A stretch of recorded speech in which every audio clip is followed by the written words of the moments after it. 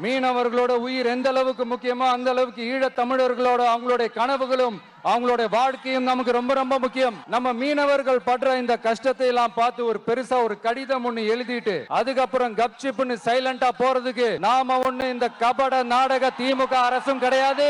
மத்த மீனவர்கள்னா இந்திய மீனவர்கள், நம்ம மீனவர்கள்னா தமிழக மீனவர்கள், இப்படி பிரிச்சு பார்த்து பேசுறதுக்கு நாம ஒண்ணு பாசிச பாஜக அரசும் கிடையாது.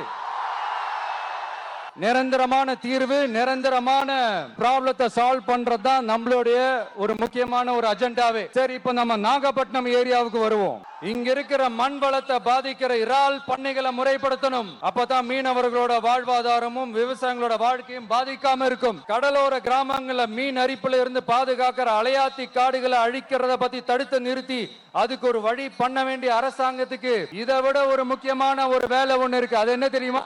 சொந்த குடும்பத்தோட வளர்ச்சியும் சொந்த குடும்பத்தோட சுயநலமும் தான்.